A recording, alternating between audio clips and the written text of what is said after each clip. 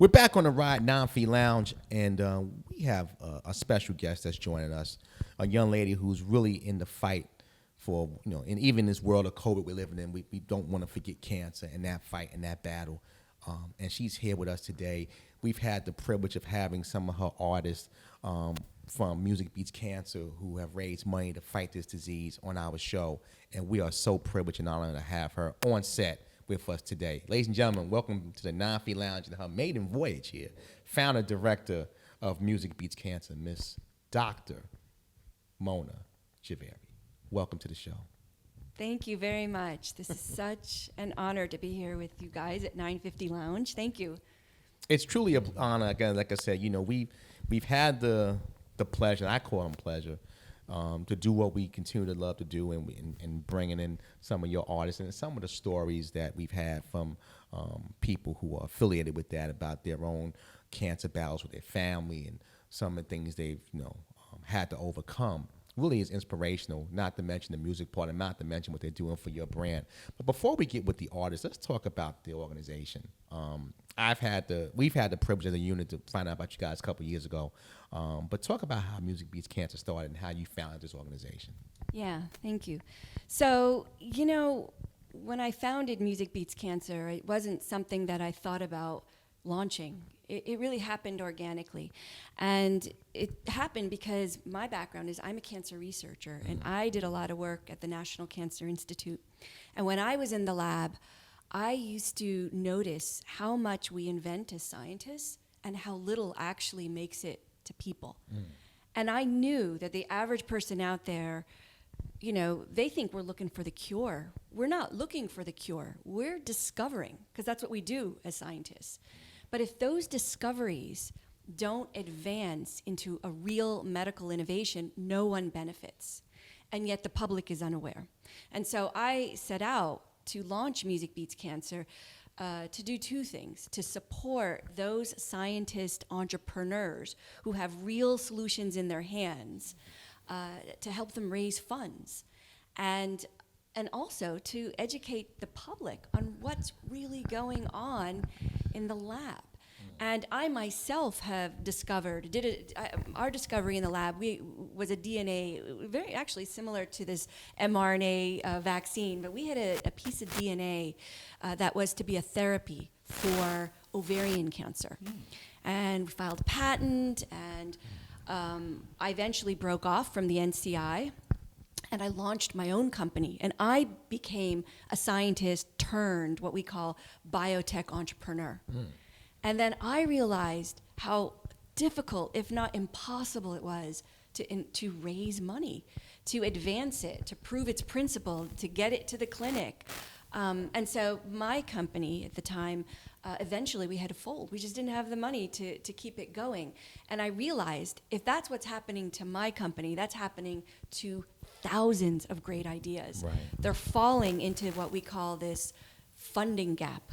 We call it the valley of death. It's where the great ideas go to die because they lack the critical funding to move forward. Wow, without question. So when you put this together, you take music. It's almost, I think it's genius, actually. You take music, something that people can relatively, understand and can deal with and react to, and then obviously something serious as cancer, to put that together to say, hey, listen, we're going to entertain you, but it's music, it's a party with a purpose, it's music with a purpose to tell you more about this disease.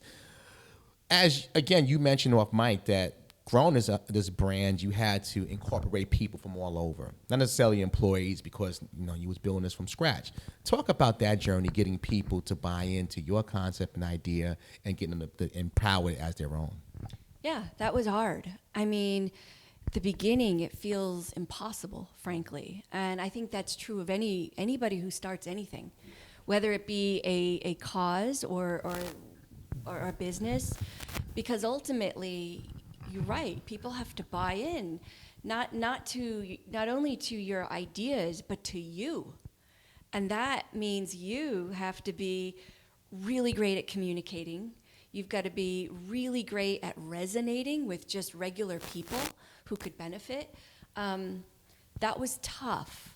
And I will say there was a lot of growth going on to go from to be a lab rat, because that's really what it was. Right. I didn't have there's no one socializing. I'm not out there in the world. I don't even know much about music or the music industry. It was such a far stretch for me to go and sort of partner with musicians. And in fact, it was very painful at the beginning because it was failure after failure after failure. Share some of those failures. What was the failure? Did they not understand your vision, or they didn't understand the music, or what aspects was it that really caused failure? That's a good question. You guys are going right for the jugular. Cut it slow. Yeah, cut slow. Keep choking. Well, it was, first of all, when I launched this was 2014. Right. We had a very different public, and how the public thinks of charity is very different than it is today. And charity is galas. It's high net worth. It's celebrities. It's very top down. Charity has always been top down. I mean, that was the point of these 501c3s, right? They were to allow the wealthy to place their money and in exchange get a tax deduction, right? But our model was different. Ours was crowdfunding. And the crowd, and that was different because even people didn't know the word crowdfunding. And finally, there were models like Airbnb, Uber, that were crowd business models. So I applied a crowd model to a charity, which wasn't really something people did. So there was that aspect that was you just couldn't get their head around, because we never had this way that the public would get around an issue. It was always some celebrity or some top-down, sponsor, right? Then on top of it, I'm telling people there's this thing called biotechnology, which has been emerging for over the past 2 decades, but the public is unaware because they think we're just looking for cures. Right? So is there a reason why that's been undercover for so long? Yeah, there's a good reason, and the reason is, I think way back, say, when we launched, it was actually Nixon, 1971, who signed the National Cancer Act. And when we launched this, or he launched it, the idea was if we could put a man on the moon, we should be able to cure cancer. And it was, it sounded reasonable. I mean, it really did at that time, because it was such a feat to put a human on the moon, right? So, but the fact of the matter is, fast forward, curing cancer is far harder than going to the moon, far harder. Yes. It's like going to another galaxy. And that's why when we talk about moonshot and all that, it shouldn't apply to the war on cancer, because cancer is just, some will even say, we are too arrogant to think that we can cure this disease. Cancer is part of the human condition. In fact, it's part of evolution. In fact, it's a cell that goes rogue, and it will happen in all of us, should we live long enough, right? So we didn't really understand that. We were treating cancer like it's COVID. The common, right. Yeah, or it's being reactive. Yeah, exactly. But then the thing is, with cancer itself, because most people are starting to see more and more of it now, because they're getting a little bit more aware of it, and a lot of the doctors there. So the thing is that I want to just find out from you, how is it you can explain to a person on how the cancer itself, I don't want to say formulate or anything else in that fashion, but more like in how does it evolves and keeps changing and mutating itself? Yeah, no, and that's right. I'm just gonna soften it up. It's rubbing, kind of rubbing. Okay. I'm just gonna stand up against. Oh yeah. Very sorry. No worries. I hope I don't have to repeat anything. No, you just take from what you Just take it right from this question. Take it right from the question. I always just The art of editing is a beautiful make sure thing. I stop at the question part. He's hangry. He's sleeping, and and like the camera's gonna shoot to him. He's gonna be sleeping. man. Fight through it, man. Fight. You want some juice? Get some juice real quick. Then go get some juice real quick. Go grab some juice real quick. Pass him some. Oh, he wants it. Give him his root beer. Give him his cream soda. Wake him up. I should have brought some caffeine for him. Oops. Oh, it's A&W. I thought that was ginger ale. I don't know if there's an sunglasses. Nah, he's on. Oh, no, just Yeah. under, What we got in the closet? We got another tip. Let me see, is it? Should be long, shorter than that. No, it should be another 5. So after she does her question, so after her question, then after her question, she answers it. You know, I actually didn't even talk about the failures, but that's okay. I just talked about why they're This is failures. this is an infomercial of positivity. water break anyone, or No, we good. Yeah, right? Okay, so so you asked me, how it was Oh. evolving is. how does cancer evolve? Yeah, well, it's a great question, and it's probably a question that we don't entirely know. But I will say what is different today is that the whole world is watching COVID, right? We're watching these variants. And think about it, I mean, the virus is what, 20 genes maybe? And our cells have maybe 30,000 genes, somewhere around there. Imagine all the changes and mutations and things go wrong. And it's okay. And you can live with mutations. And in fact, a lot of normal cells have mutations. But at some point, a cancer cell goes rogue and doesn't conform to the rest of the society of cells. And it figures out how to have some advantage to grow. And that's what happens. And it's insidious. You don't know it's happening. You're normal. And what they will say is, in fact, we all have cancer. Right? We all have cancer, but our immune systems figure out how to flag it, how to get rid of it, and so we're okay. But that's why cancer is hard, and it cannot be compared to coronavirus or some bacterial infection, because it's part of us and our own cells. I didn't know that. I just thought it was just something that just happened. I didn't know it was actually in the body, part of your cells, and then it just all of a sudden attacks. But it looked like cancer for the past 2 years, it took in the back seat because everything has just been focused on coronavirus. And so, when you hear people now forming that we need to focus on cancer and get financial backing on it. They be like, well, no, hold on, we still got to deal with the coronavirus, and it's a virus. People got to understand, it's a virus. The coronavirus, it's not going nowhere. It's here to stay. Right. It's like a cold. Yeah. You just got to deal with it. Right. You But that is true of cancer as well. It's not that we will cure it and eradicate it. Yeah. So there's no real cure for it. No. There's no real cure. You might get rid of it for a while, and you might be in remission. So it might go remission or dormant, but or dormant, or you might live with it as a chronic illness. right. But to think that we could eradicate cancer the way we did polio, say, or Yeah. smallpox, is just fast forward. Science tells us that can't happen. It's impossible. It's impossible. Because it's forming the genes, basically. It's part of The genetic makeup. the DNA. What happens is the part of the evolution of a cell, just like the Omicron, right? It just came out of an existing virus, Right. and the same happens in your cell. And I think because of this pandemic, the public has a better understanding of cancer, and we're not so. What I want to say, we're not so simplistic about it, and that's what the rhetoric of the 1970s is something that stayed with us, and you will see, run for the cure and, this gala for the cure and all of that. But those are not the right words. It's really, we need to find solutions.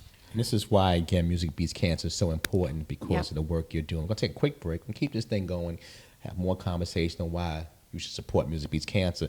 It's Dr. Mona Javeri. It's Non-Fee Lounge. Come on back.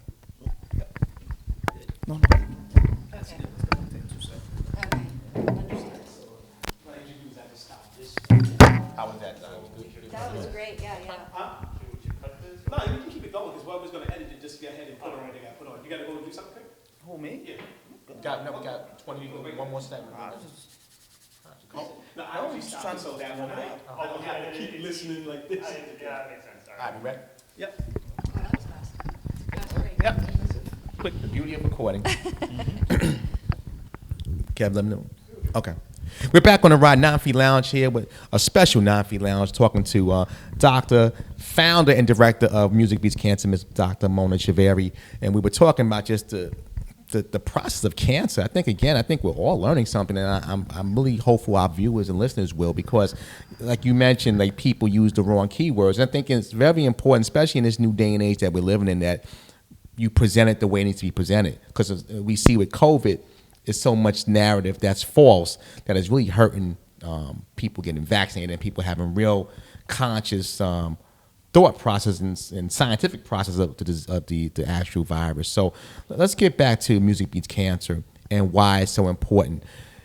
When you talk about bridging the artist, right, and getting some of these organizations you work with, iHeart and Revamp Nation and those opportunities, talk about that as part of it, where even though you have a group, anytime it's something's your baby, it lays in your lap.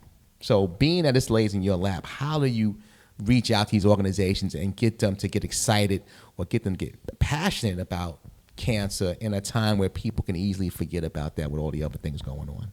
Yeah. Let me back up a little bit, Sure. because this is where the music comes in and why the music was important. And as I mentioned, and I always have to tell everybody, I'm not a musician. I don't even know. Play the bongo, You don't play tables. anything? Not I one actually thing? take that back. I did. Okay, here I we did go. play. I played the violin. There for, you go. For So that years. you're a musician. Yeah. That's So, something. Discipline. That's discipline. It was discipline, and it was classical music that I was doing as a child, and all. It was just easy to carry. It was easy to carry. That's That's it. why you That's took it. You didn't want to play the big, the horns or nothing. That was a big No, instrument. man. But it was an experience, and it certainly gave me the ability to read music and understand it. But then, at a certain point in my life, I think it was in college, I stopped. I stopped playing, and I focused on my life and becoming a scientist. And but so I wasn't in this realm of music. I didn't know anybody who performed. I didn't have any contacts. I didn't even. It wasn't nothing on when understand. you had downtime that you would just listen to. Wasn't the artist that you say, hey, you know what? I can tap my finger or read my book. Driving to work, nothing Yeah, on the radio. nothing. I mean, Yeah, I'll listen to the radio, Okay. driving. But I will tell you, we're in college. What school? I went to State University of New York at Binghamton, Okay. SUNY at Binghamton. so that's a party It's school. a very big. That's a part. Listen, I'm a college grad. That's a party school. I know, I did, but I will tell you, Okay. you are a biology major or a biochemistry major. Focus. Oh my God, I cannot tell you how many times 3 a.m. we're studying. But you had to It's have just- breaks, though. You had to take a mental break somewhere, somehow. We did, and there were here and there, but the focus and getting through these classes, and you're competing with everyone going to medical school, it's hard. And then just to get into graduate school, all that other stuff takes a back seat. Yeah. You don't Right. even know if you did go to some party and you heard something, I Right. wouldn't even care. Yeah, exactly. It wasn't on my Wasn't radar. your focus. And then from there, I got 5 years of going through a PhD. And then from there, another 5 years of doing a postdoctoral training at the National Cancer Institute. It's intense. I'm in the lab every day till 11 o'clock at night. That's what it is to be a scientist. You're publishing, you're making a ton of mistakes, and then by the time you even finish your training, you're in your early 30s. And then you're like, well, what job now? Yeah. And it's competitive. I'm glad you didn't get left back. You would have came in here with a cane. But it's easy. It's easy to get stuck in that for years and years and years. But my point being is, I'm not part of the popular culture. Right. And so for me to transition from a lab rat into somebody who's in front of the camera and the press, the people, and music it was just unthinkable. But it happened. And the fact of the matter is, music and charity are not something that are separated, right? Right. They're not formal. Charity has always capitalized on music and vice versa. Correct. Music and musicians have always played a role in changing social norms. Yeah. Musicians are powerful. Yes. Through their music, through their lyrics. The outcry. It's of what basically music it's does. entertainment, because it ain't like Jerry Lewis did his charities for years.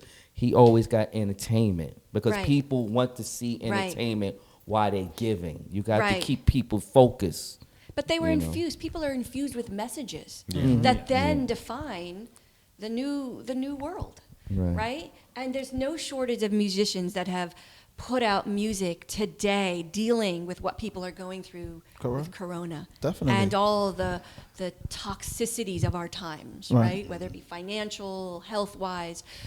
So musicians, whether they understand it or not, They're the town criers. They're the ones with the ear to the street and Exactly. can speak it. If Exactly. we go back to war, what is it good for?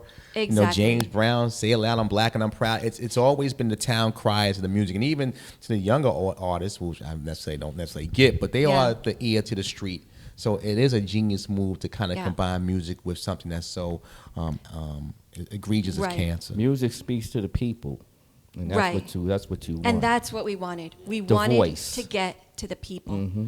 And I will tell you, in biotech, even though this industry has been growing for the past 2 decades or so, the people have been left out. People don't fully grasp how ideas that born out of a lab then become a real medical innovation, so that when you're sick and you go to CVS or you're in the hospital, these medicines are available to you. Or you're in the doctor's office and there's a cool diagnostic that can tell you things.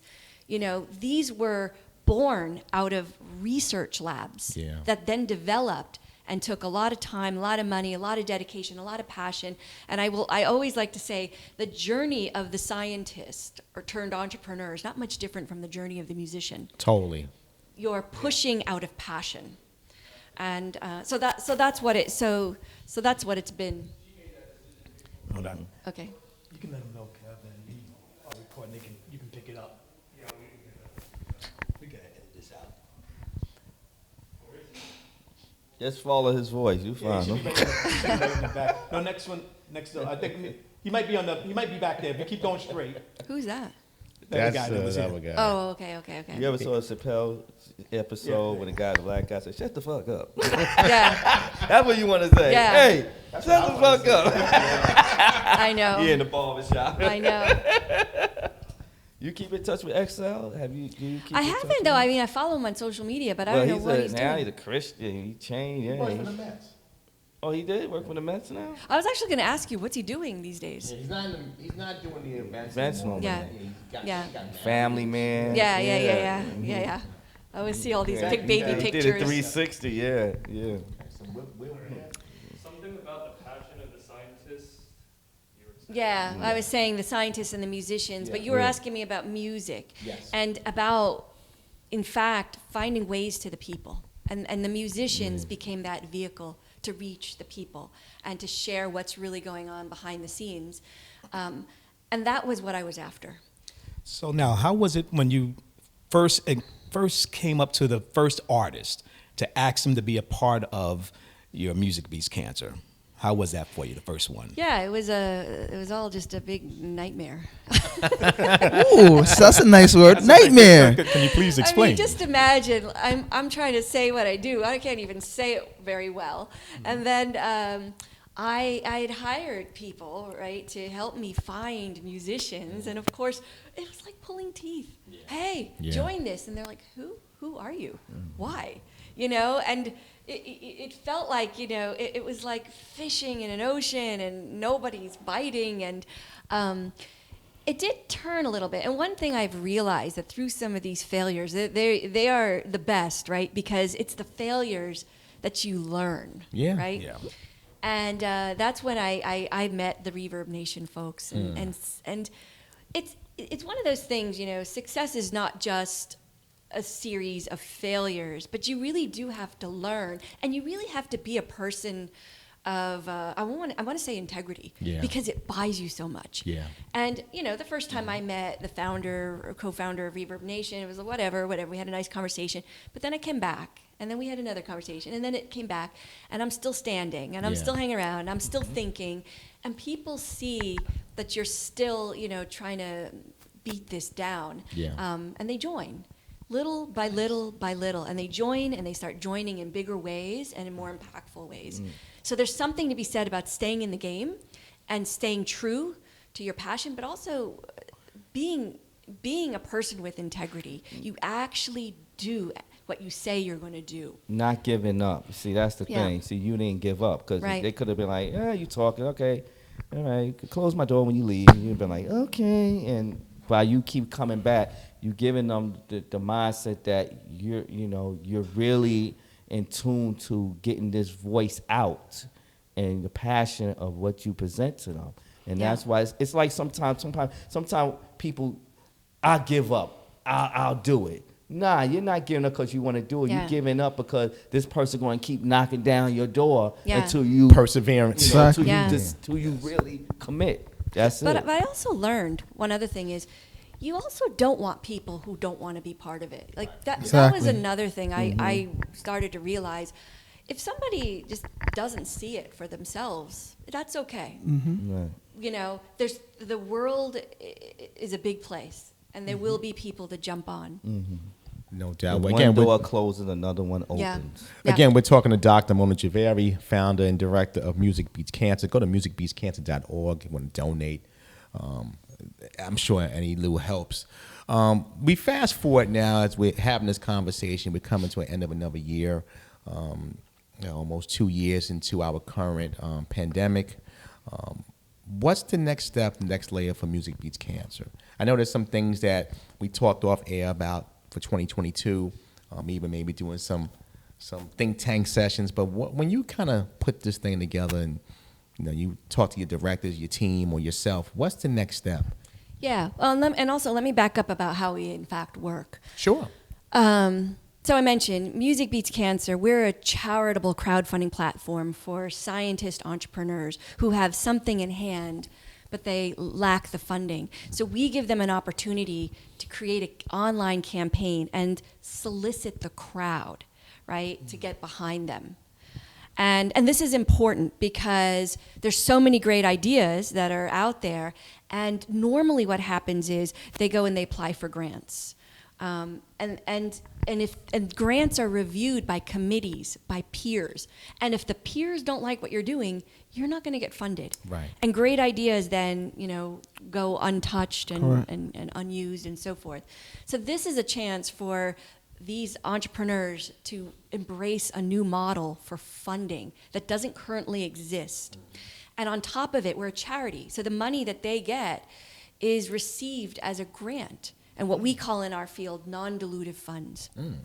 And many people don't know this, but there is a lot of capital out there for biotechnology. But 90% of the capital goes to 10% of the ideas and the biotechs out there. That means 90% of the biotechs are vying for 10% of the remaining capital. Wow. That means there's just not enough capital for those ideas that are not being championed, by Big medical by companies. the big, and by the big venture capitalists. Right. So that's who we're embracing, are these what we call early stage or seed stage companies or startups. So separately, we now have to go and reach the crowd through the musicians. And Method to the madness. right. You said what? Method to the madness. Method to the madness, Yeah. right. And so, and of course, when I started this, the big criticism is, the people won't understand what we're doing as scientists and what biotech is. This was a huge criticism. You can't rely on the people to fund these ideas. They don't know what this is. And I kept saying, they will. If we talk about them, if we share them in ways that people can digest, they're Make going them to get understand. it. Yeah. But not to interrupt you, but why wouldn't the people understand it? Everybody's family member of something has gone through something. So if you say, I'm trying to develop something for X, Y, Z, and the third. Yeah, they might not understand the X, the Y, the Z, but guess what? They might understand the third being, I know cousin such and such or uncle such and such went through this disease, and if I can help, so somebody else doesn't have to go through what they went through, I can figure out something like that. Yeah. And that's where it's at. That's right. And I think that's where currently people are at. And they also, don't forget, we live in a world now where people are saying mRNA vaccine, PCR tests. Right. By the way, these things existed for decades. The public didn't use it in their lingo. Mm-hmm. It's only because we are living in this pandemic times, and we are now seeing how these technologies tie into our everyday life. Yeah.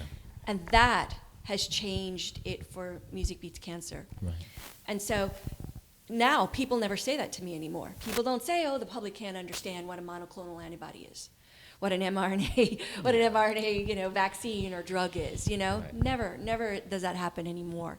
So needless to say, even the artists are behind that. And I will say the artists have become the catalyst, right, to get this out in the public and get this language out. Yeah. And it used to be, when I began, I couldn't even use the word innovation or biotech. Mm-hmm. My team was like, no, just say cure for cure for Keep cancer. it Keep it real simple. simple. Keep it what everybody knows. Simple speak as well. And then our language changed, and then Yes. artists' language changed. And they now said we should get behind innovation so that we can Nice. address cancer, so we can diagnose, so we can monitor, it never used to be that way. Yeah. So just imagine in the few years, it's been a sea change Yeah. of how we think about this disease and how we're going to really, fight this war. Well, the one good thing I can actually say, because when we was doing some of the interviews, we did learn a lot of the artists have a big stake in this as well. So they come into the fact of trying to be a part of it because they had somebody in their family that's got affected with cancer. And a lot of people can relate to that. And if you see certain artists that's going through it and they saying why they are into it, it may also make the other people say, hey, it can happen to him, it can happen to me. Brings it back home. Right, Yeah. that- and that's that third that I was talking about. And if I can, Dr. Javari, just give you some flowers real quick. You're probably one of the few people who could have pulled this off, because at the end of the day, you've been on both sides. Yeah. And that's the hardest part. You know the bio side of it. Yeah. You took the time to learn the other side of it, which is the music side. So nobody can really come and question you about what you're championing and what you're pushing, because like, what side would you like for me to explain to you? The bio side, I'll gladly give you a whole litany of ideas and understandings of how it comes. And then the music side, you took the time, the earnest, and the energy to put into it to learn it. So when somebody comes to you and says, well, why should I support your foundation? It's like, well, what side would you like to hear? Yeah. The side that's going to save somebody's life, or the side that you can help save somebody's life?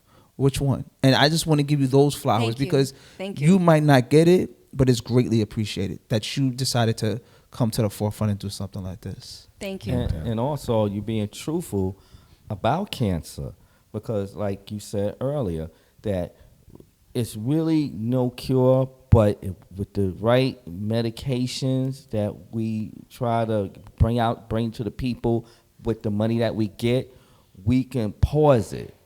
Because so many people say, oh, if you take this pill, you will never have this no more. And Yeah. see, that's the misconception Yeah. of what people think of diseases. You think Right. about that with COVID. People feel like because I get Yeah. the shot, then I'm invincible. Yeah. Now that's No, not you're the not. case. Right. Right. And in fact, I've had this conversation with my PR team. Mona, we got to say we're going to cure. No, we're not. We're not putting press out there that's misleading. We Because salute that's you a, for that's that. a lie, and Right. also that's when people start thinking. See, I'm giving money to something that's not legit. See that? Yeah. See, everything Yeah. comes into play. But, and getting back to what you were asking and about the artists Yeah. and how we work, so we put on what we call the Music Beats Cancer Challenge, and this is basically just our big fundraising activity. And what we do is we bring artists on our platform. Each artist has a page on our platform, and with a donate button, basically. And we put these challenges together where the artist who raised the most will get something special. And at the beginning, it was like a unique performance, a meeting with Republic Records, these sorts of things. And we started putting it out there, and artists were getting on board, and we started realizing what motivates artists to get behind us. Because that's the thing about platforms. It's great that we have a cause, it's great that we're legit, but we also need incentives. Yeah. And so we A started. little nugget here. Everything in Yeah. life has to Yeah, have it an has to have an incentive. incentive. And it's hard to know when you're not in the music industry what's going to motivate somebody who you have no idea, about their journey. And it was all trial and error. And I will say, Republic Records, I have a relationship there, and with an A&R guy, like a top A&R guy, and he said, Mona, I'll do meetings. The top 3 who win, I'll do a meeting. And then that was really fun. And then during the pandemic, we got a call from iHeartRadio. And why did we get that call? Because we were on the news. And why were we on the news? Because suddenly what we were doing became relevant to the public. We had a new public. There was a buzz. There was a buzz. Before, nobody cared. You had the Nobody crowd. wanted to know. You had the crowd. And so it just as it happens that this pandemic worked in our favor. And we were on Channel 7, DC's, local news, and iHeart saw Music Beats Cancer, and they called me. Now, I've been trying to get in touch with iHeart for like 3 years, 5 years, or something, some ridiculous. They're very hard people to get in touch Very with. hard. And they called me, and they said, oh, my God, we should work together. And they started helping us package our challenges, where the top 5 artists that raised the most would get a spot on the radio. Wow. Now, I didn't know if this was good or bad or what, That's so great. I go back, call Reverb. Is this a good thing for artists? Because oh my Doc's God. not a music person. I'm just a scientist. Is this a good thing for artists? Of course. It's impossible to get your song on a radio. And this is like a real top 40 radio station, right? Nice. A terrestrial radio station. So that's what we did. So we started packaging these challenges where the winners would get their song, a 60-second spot on the radio. And that was really awesome. And then just lately, this last challenge, we have 2 30-second spots on the Jumbotron at the Jingle Ball in Washington, D.C. with a celebrity lineup of Jonas Brothers, Doja Cat, Megan Thee Stallion, I think Black Eyed Peas is also. Nice. So imagine, Nice we're going mixture. to be on a Jumbotron in between these celebrity acts with featuring our artists who will say why they care, why it mattered to align with us. So that's been really huge. Again, we're talking to Dr. Mona Javeri, music founder of Music Beats Cancer, director and founder. And again, we can't thank you enough for this. You've done a lot, okay? Building this organization, your work in school, music. But when it's all said and done for you as a scientist or somebody says, you know what, I'm going to rest my laurels, what do you want people to remember you by? Yeah, I mean, it's a good question. And I think, my long vision is that Music Beats Cancer will become the go-to charity for fighting the war on cancer. This will permeate not just the United States, but in the world, because we have artists from all over the world. And artists, and this is one thing I've learned, they're everywhere, right? And they're powerful wherever they are, in whatever community, whatever language, whatever genre, whatever age. We have artists from Europe, from the Middle East, from India, from Australia. Some of the winners, in fact, have been artists that were not even American. Wow. And it touched me that this cause transcends. It's global. Right? Yeah. Countries. Yes. And they're all vying to get into the American market and to be part of a cause that means something to them, but also get their music heard here. Yeah. So I want this to be the global go-to charity, and I have this very strong feeling that Music Beats Cancer has to outlive me, which means the younger people need to move this forward, and it becomes my job to bring them on one by one. And you asked me about my team, and I said they're all over the world, and they're all doing different jobs. And I have to mentor them. Much of it is marketing, frankly. Yeah. And that's the other weird thing. I always tell people I'm a scientist turned biotech entrepreneur turned marketer. Turn baby puff daddy of some sort. Basically. you ain't gonna give you a little tidbit on marketing, because every time you hear somebody say marketing. Not today. This is not about me. It's about Dr. Javeri. Okay. But he will, doctor. Believe me. Oh, I want to hear He's it. chomping at the bit. We'll do that off mic. I know how to balance. But again, Doctor, we can't thank you enough for this time. This has been great. Yes. I hope people who listen and watch this interview will get something more and will want to go support Music Beats Cancer. Where can people reach out to you for donations or artists to be part of your growing brand of artists? Where can we reach out? Yeah, so we are on all forms of social media. LinkedIn, Facebook, Twitter, and Instagram, and you can certainly reach out by social media. We also can reach out to us through our website, musicbeatscancer.org. So yeah, we'd love to hear from artists who are interested in getting behind this, but also innovators who have something they're working on, We'd love to put them on our platform and get the crowd around them. Yeah. Nice. I can Similar- see somebody DM the doctor, go down the DM. What's the DM? I'm sure she knows what it is now. Oh my I know, goodness. Here we go. It was coming. It was coming. He couldn't Dr. help Mona it. Javeri again. Thank you so much. Gonna take a quick break. It's Non-Fee Lounge. Where else you want to be? I ain't that out of touch.